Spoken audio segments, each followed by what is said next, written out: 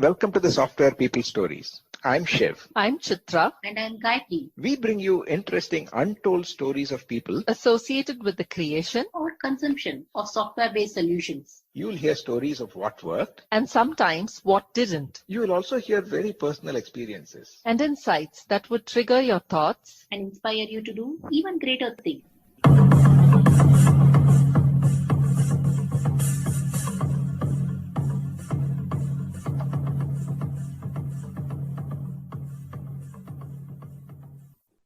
Today, I'm in conversation with Maha Mahadevan, the CEO of Boss Solutions, a company providing technology solutions for ITSM, help desk, and 811 ticket management for the damage prevention industry. Maha shares his origin story of getting into IT after graduating in electrical engineering. Then, how a call from a friend triggered his jump into becoming an entrepreneur, wanting to create IT solutions. Starting with staff augmentation services, how they slowly got into developing solutions, and by listening to customers, were able to extend the solution with additional products as well as some new features and new products. How he approached the selling role that was needed for a startup from being a purely technical person. We also go into the context when he chose to become an entrepreneur and the risks he perceived and faced at that time and the support he got from his family as well as his network, and how developing the network and tapping into the network has helped him. Then touches upon his personal practices to stay calm under all circumstances. We also talk about how to communicate the value of IT solutions and what should be the messaging from a buyer's point of view or a customer's point of view. We then move on to talking about the team that he built and how he has kept the team together and kept everyone motivated. The answer to that question is in the next episode. Listen on. Hi, Maha. Welcome to the Software People Stories. Thank you, Shugro. Nice talking to you after a long time, and of course, getting to know what you are all doing now. Yeah, absolutely. Absolutely. And one of the things that I enjoy about this podcast is the opportunity to reconnect with friends after a long time and catch up on things that I've been doing. So, about catching up, for the benefit of our listeners also, we can start with your origin story and how you started, how you got into IT, and then we'll take it from there. Okay. All right, Shivguru, you know quite a bit about me because you were together in IASC and then later on in TVL also for some years. So just to give a background, I'm Maha Mahadevan. Maha is a adopted name after coming to the US. Okay, otherwise I was known as S. Mahadevan in our days when we were in college. So after graduating from IISc, I went to IIT Bombay, did masters in electrical engineering. Then I took up a job with Tata Bros. So that is very relevant to some of the things you are talking about, how somebody got into IT. Okay. When I took up the job, I don't think I put too much thought into what I was doing. I just joined. Okay. But there are some people like one of my brothers are saying, you did electrical engineering. Are you going to IT? Have you really thought about it? At that point, the fascination for IT and then also the growth opportunities that laid ahead, they attracted me. And after many years, recently my daughter asked me, why should I have been in electrical engineering? Why did it change from something to something? Okay. Well, I didn't, the same answer is I didn't put too much thought into it. I would have done well either way, but I don't regret for having done what I did. Okay. So yes, I got into Tata Bros, and that's where we worked together for a short time. I came to US and everything. I was into programming, COBOL programming in those days. And it got my attention. It fascinated me. I got to go to many places, work with different kinds of people, learn a lot of new things. And many years later, maybe almost 10 years later, I was still in Atlanta. I was working for Unisys Corporation. Then suddenly somebody called me, one of my friends from TBL, you might know him, his name is Srikant Manchikant, he's in Bangalore. He called me one day and said, hey, I want to start a business. Can you join? And that's the first time even that business word stuck in my mind, that should I even do this? I said yes. Okay. I didn't, again, not much thought into it. I said yes, let's do it. So then we started, after a few years later, we started a consulting firm, and my dream was to do only solutions, only products and solutions. Okay. So when I started off into this, ventured into this unknown territory for me, or I would call it not a comfort zone for me, but I went into it. Okay. And the thought about, or the skills about selling, I had nothing. So even I speak fast, speak with an accent, and coming to US and starting with nothing much to sell other than the fact that I can do programming, and I can have a set of people also do programming for us, do anything for you. Can turn straw into gold. That's what was in my mind those days. So initially it was quite hard, but I'm glad I continue to be persistent and get to learn a lot more new things and change, adapt to the market needs, and then got to where it is going. So we started growing as a staff augmentation firm. That was the easiest thing. Even though I wanted to be a product company, my earlier efforts into getting to products and solutions did not get anywhere. We developed some products, tried to market, nobody wanted it. So it was not going anywhere. So we started into staff augmentation. And that kept going to some extent. It started growing after several years of hard work and hiring the right people. And then later on in the 2001, the kind of the dot-com collapse, it started affecting the staff augmentation industry. But I had a good set of people working with me. So we started developing some solutions. That means taking some fixed price projects and delivering it. And one thing led to the other, and we developed a product for Windows migration. It was in the early 2000 when Windows NT was not sunset. They are replacing Windows NT with 2000. So people wanted one product that will do multiple migrations at the same time. So we got a product into that, got one customer to use it, and they gave a good feedback. And then we made it a product. But the one thing I learned the hard way was going into staff augmentation services business into a product was a hard step for me. But I didn't realize that. I made a lot of mistakes. I mean, the company made a lot of mistakes, but I was the CEO, so I'm responsible for that. And learned a lot of new things to do. And also one thing I learned over the years was I had a set of people who were just not into real sales. They were just taking orders for staff augmentation. But we got into the services business. It became difficult for them to sell because it was not easy to sell. They are not used to hardcore selling.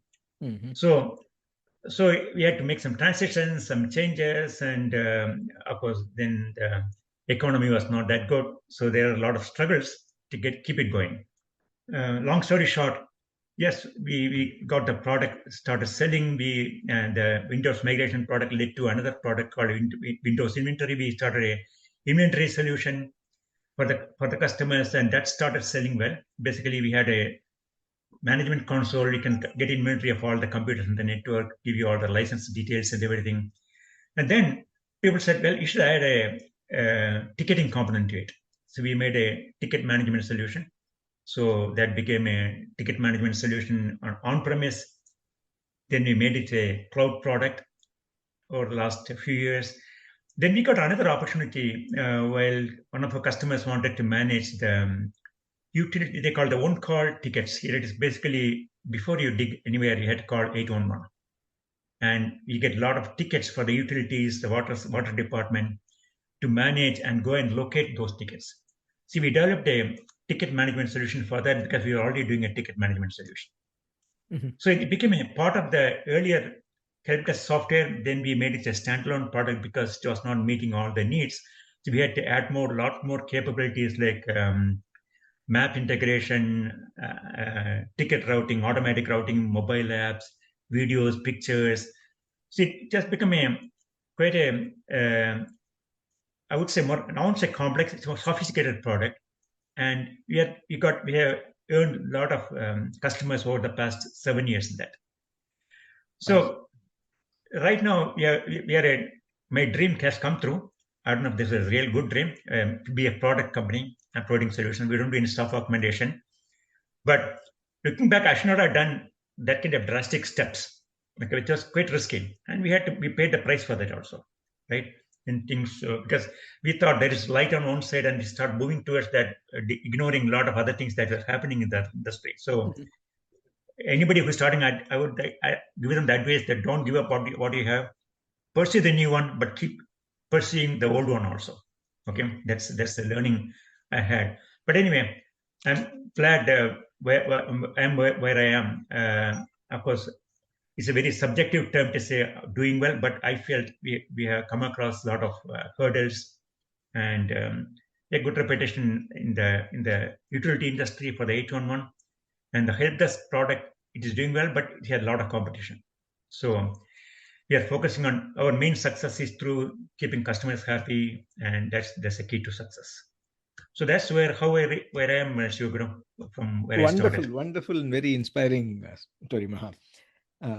You actually touched upon some of the things that I was curious about and wanted to explore a little more, which is partly, I would say, the way you took it. When you said that you got a call from your friend and then wanted to jump in to become an entrepreneur, that also was, in one sense, a fairly risky decision.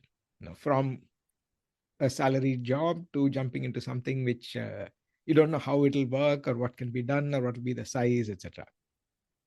So there are two aspects. Now, one is, how did you perceive that risk that you are taking? And second is from the family side, the support from the family or whatever you wanted to do. Now, how did you do that? Because many entrepreneurs or many people who want to do something always face this thing. What is the right age to start up? Is it before I get married, after I get married, after the kids go to college, are settled? People keep postponing the decision or are not able to choose. So when do you jump in? Well, it's not it's actually, I mean, at that point, let me tell you, I was working at Unisys for many years. So it came to a point, Unisys was not doing very well. So the contracts were dying out. So my option would have been, and I've been in Atlanta for a long time. I like Atlanta. I didn't want to really move anywhere from Atlanta. So the option would have been to maybe start traveling or go somewhere else, or maybe develop something new and start continuing to pursue the IT programming career I had. And technology was also changing very fast. So when Unisys was going down, or their business was diminishing, so of course there are much less opportunities for us. So we decided we had to go out and do something outside. So instead of going the route of looking for another job or something, I, along with my friend, decided to pursue this. But yes, it was not easy. It was hard, and I told you the reason is mainly because primarily I was not even used to selling or anything of that kind. So it was a hard step for me. From family point of view, my wife is an engineer by education, but when I started on this my younger daughter was just born. Okay, so she was a homemaker, and then so it was mainly dependent on me. So it was a lot of risk.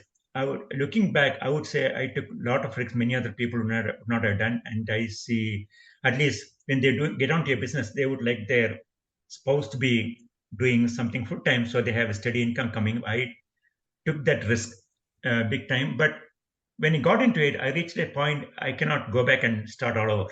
So I just continue to pursue it.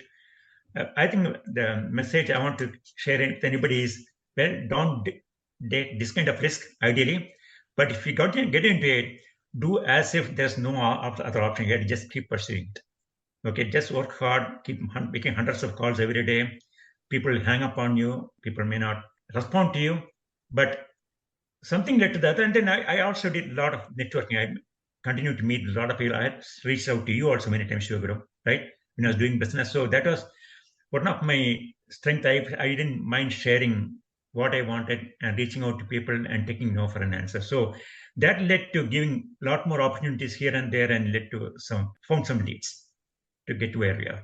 So yes, the answer to your question is the risk I took is enormous, and maybe time has paid off, but at that point it was not easy. And of course, my wife supported me completely, but at the same time, she was quite worried also. Right, Yeah. coming all the way here and then struggling with all these things. So those are all now kind of jokes now, but it is the reality.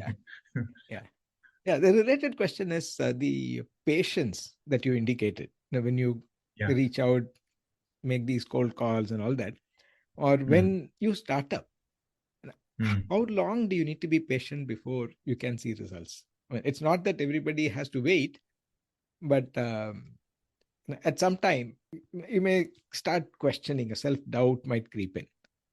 Right? So how do you get over things like that? Yeah, actually, when you are going through those kind of things, there are a lot of things that will shatter your confidence. Okay, we keep on trying. So we try to develop a product for some hotels and motels in the US, in Atlanta. So a lot of people, when I spoke to them, they said, "Oh, I'm interested. Give me a demo." But we went to them with a prototype or this thing. They said, "Oh, this is great, but I don't think my manager will approve spending any money on that." So I came to understand, well, these are the hurdles you'll face when you go along the sales process. So those things kind of shatter your confidence, and sometimes even think, well, the last 3 months I've been developing these things. Is it worthwhile doing it? Okay. There's no, I would say try 2 months, 3 months. But one thing we should do is we should be ready to adapt and make changes, especially in an unplanned situation like the one I was involved. It takes a lot of amount of being ready to make changes and adapt to needs and reaching out to a lot of people on a constant basis. See, I believe the thing that when you work really hard, luck starts favoring you at some point. Okay, so I believe in that and continue to pursue it. But yes, I would not say that I was always constantly discouraged, because every time I try something new, and sometimes calling different sets of people, I had a big Goldmine database in those days. It's called Goldmine, the software. So I used to use that and then make calls on a regular basis. Some people were encouraging, some people were giving a feedback. So something led to the other. I was making some progress, but not necessarily getting to the result that I wanted in a short. So that needs. So you have to get up every morning. You have to be encouraged and motivated to do what you're doing. And also, when you try something on your own, you have to be ready to get no for an answer, and somebody telling you, well, you spend a lot of time, and finally they say, "Oh, there's no decision made. I cannot go forward with this." So it's part of the game. Yeah. And sometimes, of course, there are some planned businesses where you get investment and you keep doing it. That's a different experience. But there again, somebody is watching you from behind, right? The investors, right? In this case, for me, it was me and, of course, my wife watching me from behind to see how things are going progressively. So do you have any personal practices that help you stay calm in all these things? I always found you to be very stable and calm and cheerful. If it is a Tamil conversation, I would have told you Sandhya, but anyway, I believe in God. I pray every day, morning and evening. I do meditation. I was physically fit always. I was doing yoga I've been doing yoga for almost 40 years.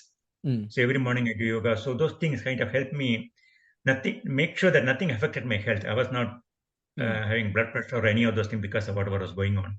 So that helped me stay calm. But the thing is, there was always something positive happening. It's not like when you keep on calling it is going to be all going to be negative and everything every day. There will be something positive and you have to look for that.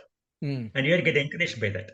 Then you keep going. If you are overall discouraged by 70% of the calls getting nowhere and maybe 30% of the people responding to you in some way, you should take that as a positive thing and then keep moving forward.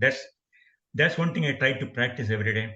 In the morning, get up and saying that I'm going to do this. And of course, staying fit physically in the morning, doing some exercise, and I used to play. I still play tennis. So Okay. using the physical activities continue to encourage and motivate us. Yeah, very nice. Going back to the point on selling, when it comes to selling software and solutions, Mm. also the example that you mentioned about the solution for hotels and all that, Yeah. how do you convey the value that they are paying? Because if it is a physical good, they may at least say that, oh, I'm getting something physical. Yeah. How do you normally project or help them understand the value of investing in IT solutions? Yeah, actually, I have a lot of learnings on that, Shivguru. See, we are all technical. I mean, we are all engineers by education, right? So, being done programming for many years, when I first started selling, especially not the staff augmentation, the solutions part of the business, Right. communicating the value was critical. And initially when we started off, we didn't know how to do it. And of course, I also had to let you know that I hired and sought the help of many consultants over the years. Some of them have been very good, some of them have been not good. Some people have really helped me understand what. So one gentleman, his name is Rand Page, he came to do this. He was my customer for some time. Then he said, I'll help you build your business team. So he trained us and he told us what you are all selling, especially with a Windows migration part. You are just communicating, you are just telling the features. Okay. Talk about the benefit they are going to have. So that was a kind of eye opener for us. Okay. When we talk to somebody, and also we should learn who to sell, not what to sell. That means we should target. I should talk to the CFO or maybe the IT director and not go to the end user technician. It happened in the past. When you go to a technician and tell them this will migrate 200 computers in one shot for you, then it is his job at stake, right? Because when they get a product like that, they may not need him for a long time. So they didn't even get us anywhere. So initially we were all doing that, talking to the wrong people, and then wrong message, right? They're talking about features. What is the benefit to them? How will they benefit? How will they save money? So that was a big learning for us, but we learned it. We listened to a third-party consultants, like the gentleman mentioned about, and changed our messages, changed our brochures, changed our website material, everything. So that is part of our journey to get into product marketing. Still, even now, after many years, sometimes people come and say your brochure is very technical. Show me how I will make money or save money or reduce staff. Okay, doing that. So that's what they want to hear on the business side. So that has been a message that we learned quite a bit, and also we found that the people we had to communicate that value to them, the customer. And many times, initially, what the people we had were all technical. They were all the programmers like me and you, and then engineers. So there are some transition or transformation for us that we had to go through. Yeah, that's an interesting point. When you have a fairly technical team and you have aspirations of building the solutions and then engaging customers and all that. And we also talked about the ups and downs or the probably initial barriers that one has to get over, in order to get sales and customers. How did you keep your team together? How did the team also kind of buy into this and get excited by this? His answer of how he brought the team together, kept the team together, what kind of changes he had to make, and more in terms of scaling the organization and the challenges associated with that, and the secret sauce about acquiring and retaining customers, and career tips, all in the next episode. Don't miss that.